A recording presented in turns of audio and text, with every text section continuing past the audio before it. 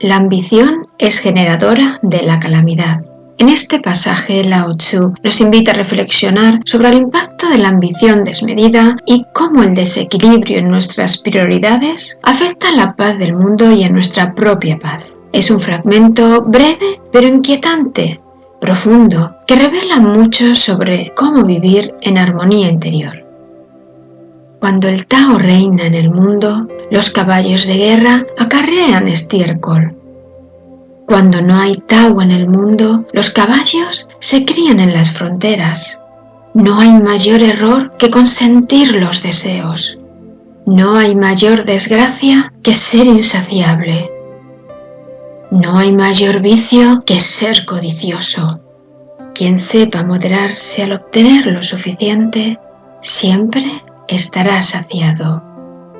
Este fragmento del Tao Te Ching habla de la siguiente verdad. Cuanto más nos dejamos arrastrar por la insaciabilidad, más nos alejamos de la claridad y la paz interior.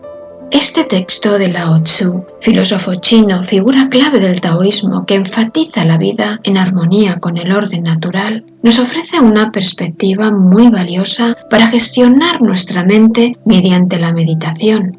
Lao Tzu plantea una metáfora clara. Cuando el Tao reina, los caballos de guerra acarrean estiércol. El Tao, el camino principio que rige la realidad, representa un estado de equilibrio.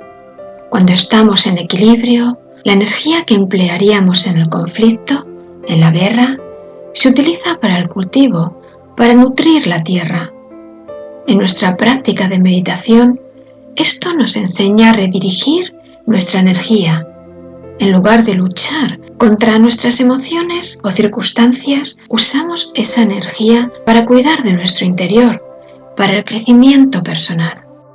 Continuamos con una segunda reflexión en relación al error de los deseos y la insaciabilidad. El pasaje advierte: no hay mayor error que consentir los deseos. Aquí debemos entender que la meditación es una herramienta valiosa para identificar cuando estamos siendo gobernados por los deseos impulsivos.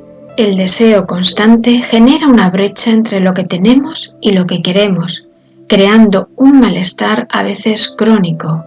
Al practicar mindfulness, que es la atención plena al momento presente, nos damos cuenta de que muchos de esos deseos son simplemente esquemas mentales automáticos.